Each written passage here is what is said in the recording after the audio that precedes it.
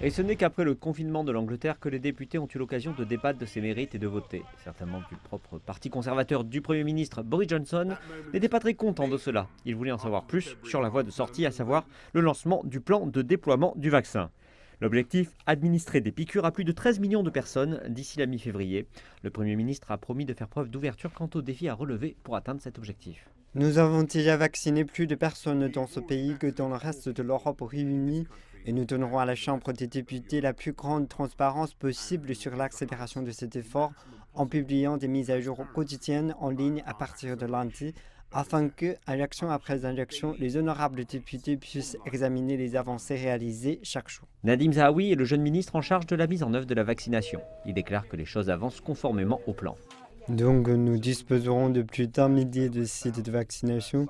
J'ai confiance que vous constaterez de véritables avancées entre les 4 et 11 janvier. Jusqu'à présent, nous avons injecté 1,3 million de doses depuis le 8 décembre. Vous allez voir une accélération massive.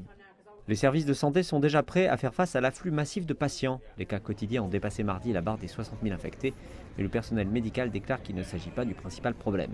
Alors que le gouvernement envisage de transformer les stades de sport et les salles de concert en centres de vaccination dès la semaine prochaine, les chirurgiens et pharmaciens se plaignent qu'eux-mêmes n'ont pu obtenir les nombreux vaccins qu'ils se sont vus promettre. Zahawi déclare que cela va changer.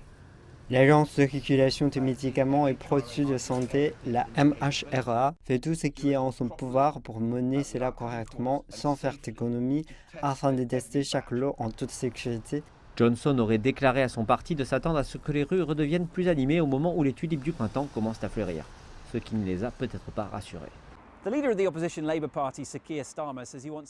Le chef du parti travailliste d'opposition, Keir Starmer, veut que le Royaume-Uni soit le premier pays au monde à vacciner la totalité de sa population.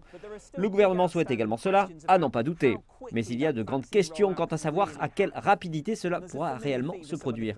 Il y a un thème familier à certaines critiques également. Quand les dirigeants disent « Nous travaillons étroitement avec toutes les parties impliquées », ces mêmes parties répondent « Personne ne nous a consultés ».